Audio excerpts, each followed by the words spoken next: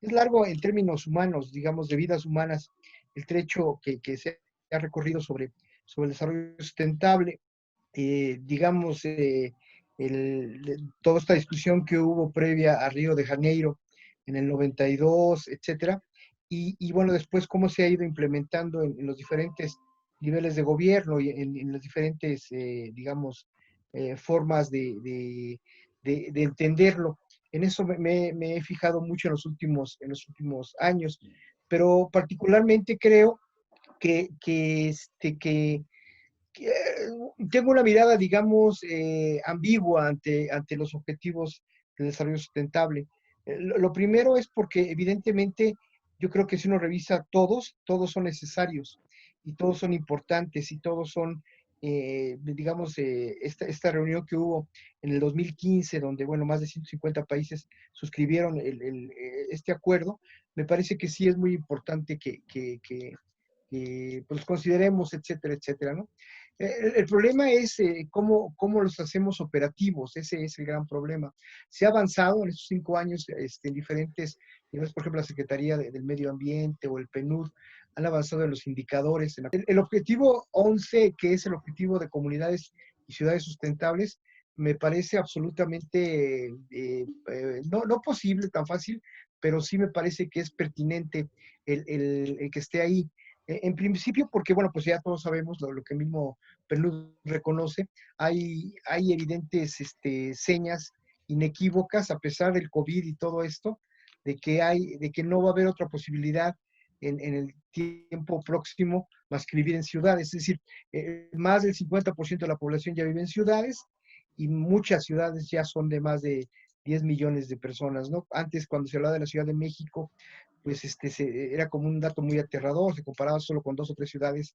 Es decir, si ahorita hoy sale uno por las calles de la Ciudad de México o incluso en algunas zonas de Nueva York o de Tokio, pues sí se podría pensar en la sustentabilidad, pero no en la cotidianidad, es decir, en lo cotidiano, la posibilidad de que vivamos en ciudades como la Ciudad de México, como Sao Paulo, como Buenos Aires, como las grandes ciudades de América Latina, y también del mundo en términos de sustentabilidad, pues es muy difícil, ¿no? Sobre todo porque si nosotros nada más tomamos las dimensiones de la sustentabilidad, vivir en términos ecológicos, sociales y digamos con una rentabilidad prudente, vivible, vamos a decir, es muy difícil. Ahora, ya esas dimensiones pues han ido, yo mismo las cuestiono en algún texto y digo que no pueden, tenemos que incluir esta que estamos viviendo tú y yo en este momento, que es la cultural tecnológica, ¿no? Es decir, si no tenemos en esas dimensiones la sustentabilidad, esta variable, pues la verdad es que están como muy aisladas todas las demás, ¿no? Entonces, yo te digo, esa es mi mirada ambigua. Por un lado, sí creo que es pertinente que se subraye como uno de los grandes objetivos planetarios a las ciudades. Es una tarea pendiente y postergada, porque si tú te pones a pensar, las ciudades primero tienen muy poco tiempo de existencia, es decir, las grandes ciudades, la que me digas, se desarrolló a partir del desarrollo de la industria, digamos, en los años 40. Entonces tenemos pues menos de 80 años de desarrollo urbano en serio, ¿no? Y luego, pues lo que ha venido después, porque digamos, con lo que hizo China, con la jugada maestra que hizo China en los últimos años, de concentrar prácticamente toda la industria en su zona, ¿qué significa hoy ser ciudadano de las grandes ciudades, por ejemplo, ¿no? Entonces, eso me parece que sí es muy importante. Es decir, ya no hay las grandes industrias en las ciudades, pero las ciudades se quedaron habitadas y siguen, como también lo dice el PNUD en sus datos, siguen teniendo más del 80% del uso de la energía, del uso digamos, de los bienes materiales, de los bienes de alimentación, de agua, etcétera, etcétera, pasan por las ciudades. Ahora, yo creo que hemos caminado en este largo recorrido que te platicaba del 85 para acá, hacia una mirada mucho más de sustentabilidad, que es el término que yo prefiero. Y veo que a veces como que se cambia. Ahora, por ejemplo, la Secretaría de Educación Pública está hablando de sostenibilidad a la gringa, vamos a decir, ¿no? Entonces, me parece que en cualquier discusión, yo tengo un texto que hablo de las 25 variables, más o menos 25 variables que he encontrado del término de desarrollo sustentable, porque hay empresas, digamos, las grandes empresas transnacionales, piensa en la que quieras, tienen proyectos de sustentabilidad, pero también las comunidades, es decir, hay muchísimas comunidades, como dice el actual secretario del Medio Ambiente, Víctor Toledo, que están tratando de hacer proyectos de sustentabilidad. Entonces, esto es muy importante porque evidentemente, digamos, de lo macro a lo micro, al nivel comunidad, se están haciendo proyectos específicos, ¿no? Entonces, eso me parece que eso es importante, aunque evidentemente todavía no hay como un gran acuerdo general que nos lleve a entender todos lo mismo. Es decir, hay teóricos como Enrique Leff que hablan de un cambio radical de la racionalidad ambiental, que son muchísimos más moderados, de ir ganando espacios hacia un consumo de energía mucho más moderado, etcétera, ¿no?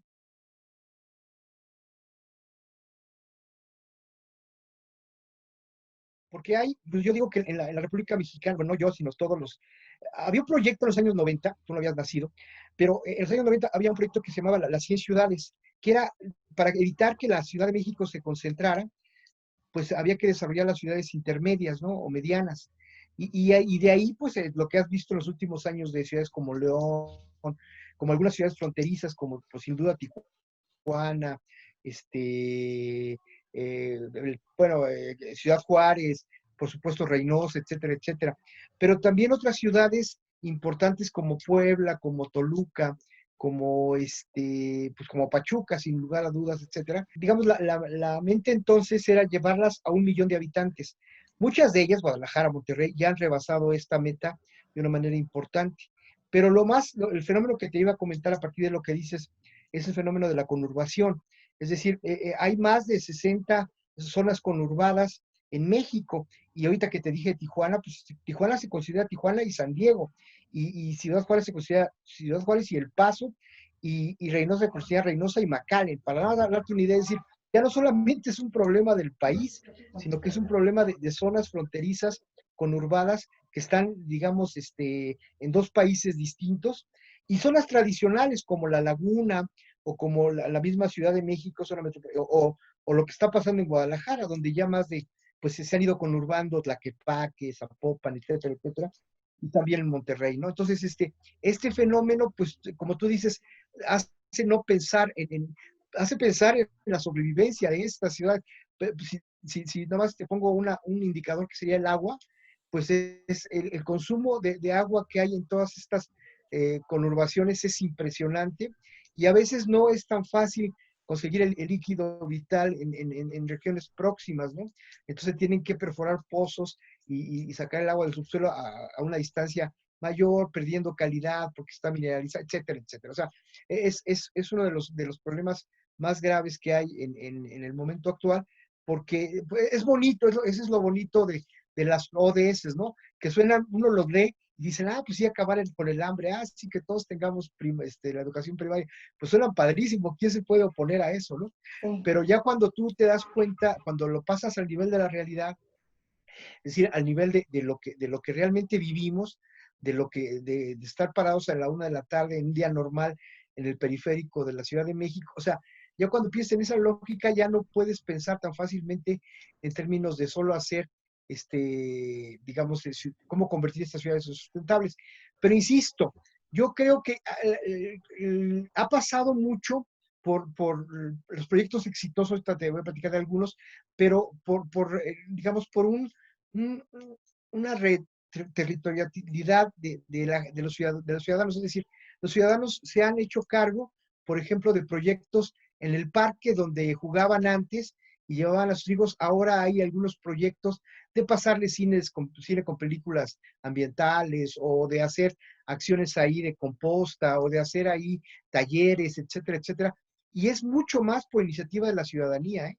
Es decir, a diferencia de lo que pasa, que se pasaba antes, que todo era como iniciativa del gobierno, en la actualidad ya no es así, ¿no? Entonces, yo sí creo que se puede caminar hacia la sustentabilidad si se hacen muchas políticas públicas a favor de esto.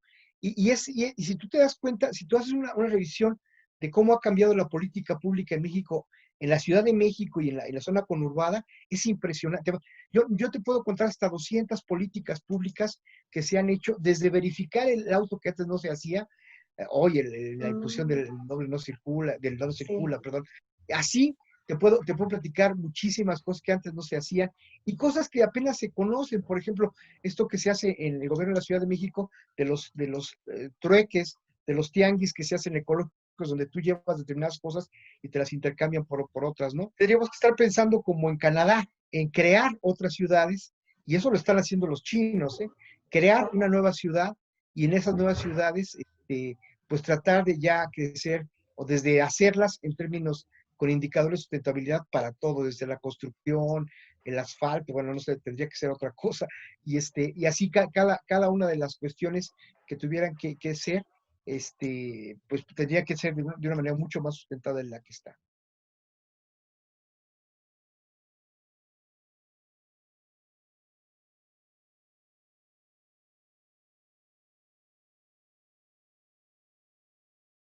Yo creo que sí se han hecho cosas, o sea, insisto, Sí, la sustentabilidad yo siempre les digo a mis alumnos del doctorado, es el transversal más grande que tiene hoy la política pública mundial. ¿Qué claro, significa esto, Roberta? Significa que este transversal ya no puede evitarse pero lo que quiero decir es, uno de ellos es el transversal, es la sustentabilidad. En términos globales y en términos de políticas gubernamentales federales, estatales y municipales. Yo me sorprendo cuando voy, por ejemplo, a Aguascalientes y hay una Secretaría de Estado que se llama de Sustentabilidad y de Agua. Entonces, pero ya a nivel de Secretaría de Estado en gobierno del Estado. Entonces, ¿cómo te dijera? Y esto ha ido permeando hasta los municipios.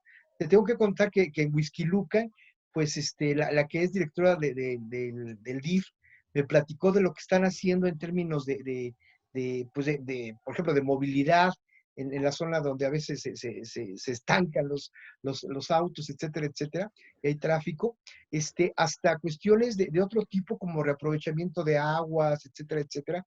Es decir, sí hay como pequeñas acciones, a veces desvinculadas unas de otras, a veces empalmadas, a veces yuxtapuestas, a veces opuestas unas a otras, pero creo que sí se ha ganado terreno. No hay ningún partido político que hoy hable de quitar lo ambiental. Cuando Angela Merkel, que es una de las grandes líderes del planeta, dice que el regresar a la normalidad tiene que ser verde, y no porque se haya aliado siempre con los verdes, sino porque realmente lo cree, es que las cosas van por ahí. O cuando tú oyes un discurso de Francisco o una homilía o lo que sea, tú oyes a alguien que está consciente de que o caminamos hacia la sustentabilidad o no hay camino.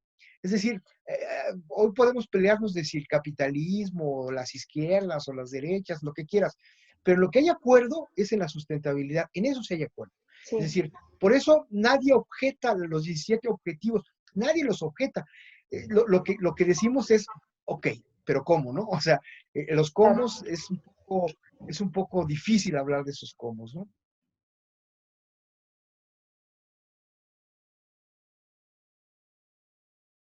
Nosotros creamos la primera maestría en educación ambiental del país y esa la hemos reproducido por lo menos en diferentes programas académicos, en Tabasco, en Reynosa la reprodujimos, en un diploma en Huatulco, etcétera. Hemos estado por todo el país.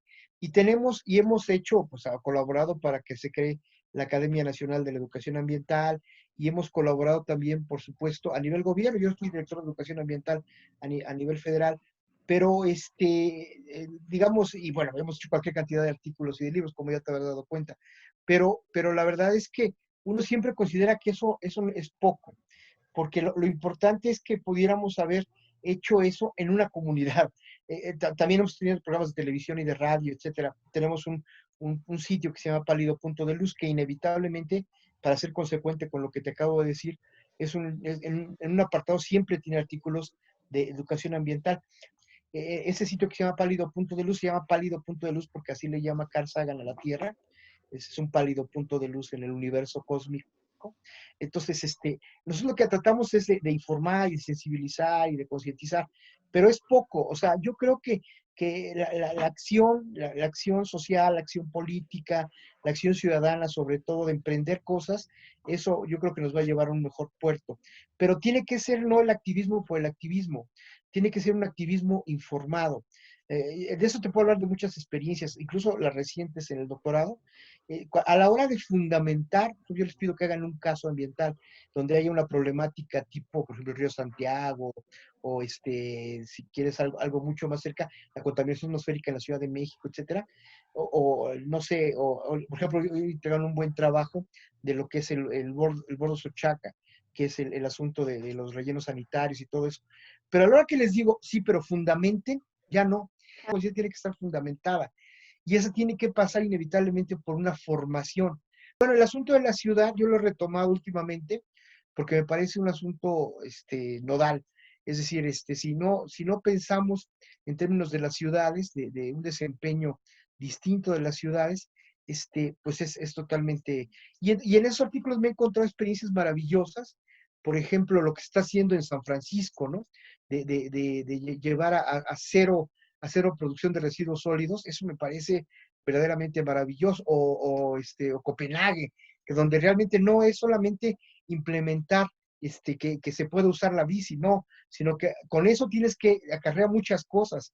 Acarrea, por ejemplo, hacer pues, carriles dedicados a un que va a ser por esa vía, ¿no? O la reducción en Toronto, por ejemplo, del CO2, etcétera, etcétera. Ese es el gran ejemplo que se va a usar para todo. Si lograron que la gente estuviéramos hoy en nuestras casas, se puede lograr cualquier cosa, Roberta, en temas como el cambio climático. A lo mejor tú dices, bueno, el cambio climático no, claro que nos pega, porque ha habido lluvias, tormentas, huracanes, meteoros que nos han pegado en ciudades como Monterrey, pienso. La buena noticia es que si se logró el confinamiento a nivel planetario, podemos hacer muchísimas cosas en temas como la sustentabilidad y, por supuesto, el cambio climático, ¿no? Entonces, esa es la buena noticia, ¿no? Para todas las comunidades. Yo creo mucho en el trabajo de las comunidades. Lo que nos educa a ti, a mí, a todos, es la comunidad. Y la comunidad empieza en tu casa. Y en tu casa ahora, pues, resulta que al revés, hasta los niños han tenido más información y educan a los padres y los padres a los niños. Entonces es una cosa que está cambiando de una manera importante, pero también te digo, tenemos que seguir todos los planos, desde el plano familiar, comunitario, hasta los planos gubernamentales y hasta los planos, sobre todo, de detonar acciones en sociedad civil. Eso me parece que es muy importante, porque tenemos un país poco activo. Dije antes que teníamos muchas acciones específicas, sí, pero nos falta. Nos faltaría muchísimo más una mirada, por ejemplo, no tanto al residuo sólido, sino al consumo. Ahora nos hemos dado cuenta en este tiempo con qué poquito vivimos, ¿no? O sea, que realmente necesitamos muy poco para poder Sí, vivir. Es decir, ese tipo de cosas antes no las pensabas, porque esa es una de las otras iniciativas que se tiene, ¿no? Que empezó con esto del slow y demás, pero se ha ido. Tenemos que bajarle la velocidad a las ciudades. Las ciudades van muy rápido. Y a veces hay ciudades como la nuestra que nunca duerme. Tú te puedes estar a las 4 de la mañana en satélite y está vivo. Y tú puedes, bueno, ahorita no, pero en la normalidad. O puedes estar no sé, a las 6 de la mañana y la gente ya está viendo el trabajo. O sea, no podemos vivir así. O sea, yo creo que tenemos que poner un alto y buscar un equilibrio entre ganar bien, la rentabilidad y vivir mejor también.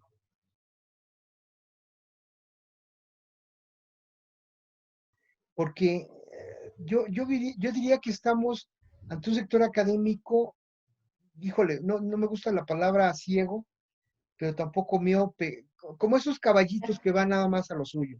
Sus tareas en tareas específicas fragmentadas. sí. Lo primero que te tengo que decir es que contra lo que va todo el modelo de complejidad ambiental es contra la fragmentación. Tenemos un modelo de civilización fragmentado. Esa fragmentación no ayuda a reconstruir la realidad. Igual pasa en las escuelas, hay la clase de español, la clase de matemáticas, o las especialidades. Yo estudio derecho, yo estudio física, yo estudio sociología, y nunca se reconstruye eso. Y eso pasa casi por sus propios méritos. Te puedo decir que en todas las disciplinas se fue metiendo el asunto de la sustentabilidad. Yo hasta hace no mucho, hace unos 20 años, yo iba a dar clases a conferencias a Chapingo, y me veían así como una especie de marciano, Y ahora no hay agrónomo que no te hable de sustentabilidad. Todos los agrónomos te hablan de sustentabilidad. Por decirte algo, ¿no? O sea, por decirte eso, y podríamos hablar de cómo ha avanzado el derecho ambiental, o cómo ha avanzado la comunicación ambiental, o cómo ha avanzado. Me parece que eso ha avanzado, pero yo creo que deberíamos ser todavía más radicales en términos de formación. Te pongo un ejemplo. El Reino Unido no metió una materia que se llamara educación ambiental o cultura ambiental. Lo que hizo fue lo que ahora proponía Díaz Barriga. Decía Díaz Barriga, lo que se tendría que haber hecho en las escuelas en este periodo es el proyecto maravilloso que estaba ahí y no lo vieron, Roberta, es el COVID. ¿Qué significa? Que desde preescolar hasta posgrado trabajaran como tema el COVID y que lo fueran llenando de los contenidos de lo que iban aprendiendo en las materias. Es decir, en lugar de que tú metas una materia, tú logras tener una mirada ambiental del COVID y te das cuenta que el COVID tiene que ver con todo, tiene que ver con salud, tiene que ver con economía, tiene que ver con rentabilidad, tiene que ver con medicamentos, tiene que ver con epidemias, tiene que ver con todo, tiene que ver con estadística, tiene que ver. Entonces, lo que te quiero decir es que creo que el sector académico ha hecho poco, perdóname que te lo diga así, ha hecho poco por el tema ambiental y de las ciudades sustentables, porque entonces deberíamos, fíjate, es hasta triste contarlo. ¿Quién es el que urbaniza una ciudad? Básicamente dos cómplices. Uno son los fraccionadores y otro es el Estado que les permite a los fraccionadores hacer ciudades. Estos fraccionamientos del tamaño que tú quieras, de la clase social de la que tú quieras, no se toma en cuenta nunca los criterios ambientales. Se tiene un espacio de suelo y en ese espacio de suelo lo que se hace es construir y vender. Entonces, ahora todas las ciudades en México, todas, su centro histórico, como ya los que fundaron, los que hicieron, etcétera, llevan en la tercera generación, los venden y hacen ahí casas, pero casas de la manera tradicional, hacen departamentos, etcétera, etcétera. Entonces, sin ningún criterio de sustentabilidad, entonces, ahí está otro. El arquitecto tiene que tener en su cabecita, desde que se forma, criterios de sustentabilidad. El urbanista tiene que hacer, el que quiera gobernar una ciudad, tiene que tener en su cabecita criterios de sustentabilidad. Entonces, yo sí creo que el sector académico debería estar muchísimo más presente. Te voy a poner un ejemplo. Yo soy Sistema Nacional de Investigación. No hay un área, no hay un área ahí cuando tú subes tus evidencias, no hay un área donde puedas subir cosas de sustentabilidad. Pues terminas metiéndote en otra área para subir lo que tus evidencias de la investigación que hiciste. Entonces yo lo meto en un área que se llama educación, pero no es educación ambiental, es educación. Y cuando me dice, ¿y qué tipo de educación? Ah, otras, porque no hay una educación que... Entonces, si me explico, yo tengo un libro que se llama La Mar y el Ancla, que habla sobre la administración pública y la educación ambiental. Ahí, después de investigar, me tardé como 3 años en hacerlo. Y después de investigar me di cuenta que había como una especie de cosa muy obvia, pero que la gente no ve.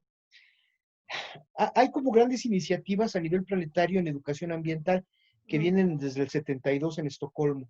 Entonces yo les fui dando seguimiento a Belgrado, Tbilisi, etcétera. Fui dando seguimiento a todas ellas. Y después yo decía, ¿pero qué estaba pasando en México? Y es bien chistoso lo que te voy a contar porque es muy obvio, pero muy invisible. Por un lado está lo que están las grandes agencias internacionales haciendo, y por otro lado está, digamos, vamos a decir genérico, el pueblo. Y el pueblo está haciendo cosas, pero no ve lo que está pasando acá arriba. Por ejemplo, te voy a poner, perdón que hable de mí, pero en 1992, cuando construimos la primera maestría, pues me llamaron unos expertos y me dijeron, tú, ¿qué principio de Tbilisi estás usando? Y yo les pregunté, y te lo digo sin pena, ¿qué es Tbilisi? Ah, pues Tbilisi son un acuerdo internacional que se hizo entre los gobiernos. Ah, pues yo no lo he leído. Yo hice esta maestría porque básicamente estudié ciencias ambientales y los pajaritos se caían de la contaminación, por eso lo hice. Entonces, dicen, no, pero no. Entonces lo que te quiero decir es, hay una cuestión de base y una cuestión internacional de acuerdos. Cuando estas se encuentran son muy potentes. Por ejemplo, si tú le haces una encuesta nacional, tú que te dedicas a esta cuestión, si haces no nacional, digamos un pequeño muestreo de quién conoce este objetivo que estamos trabajando, te apuesto que el 80% de los mexicanos no lo conoce. Sin embargo, Muchos mexicanos, por ejemplo, ya usan 2 botes de basura, muchos mexicanos siembran un árbol, muchos mexicanos. Hay como acciones en la base que no se ven en la cúspide, que deberían integrarse de una manera muchísimo más, voy a decirlo, solidaria. Porque y los gobiernos terminan por no hacer caso, porque a los gobiernos se los devora el diario vivir, es decir, lo que están haciendo diario, lo cotidiano se los va comiendo, no sé si me explique. Primero, yo digo, invertimos la pirámide de las políticas públicas. Las políticas públicas tienen que partir de las necesidades ambientales locales, y de ahí ir hacia los acuerdos internacionales. Y lo que pasa es al revés. Hay un acuerdo internacional y de ese quieren que baje, ciudades sustentables y comunidades sustentables. No, al revés. ¿Qué sí se está haciendo en los países, en las comunidades? Y se está haciendo, si tú vas a Bogotá, hay iniciativas. Si tú vas aquí, donde quieras, a Santiago de Chile, la gente toma los sábados y los domingos la calle y se apropia de ella y hace iniciativas específicas. Lo que te quiero decir es, pero se tienen que comunicar estas políticas, lo de arriba con lo de abajo. Si no, no hay muchas posibilidades, y eso tiene que ir caminando de una manera integrada, distinta a lo que está pasando.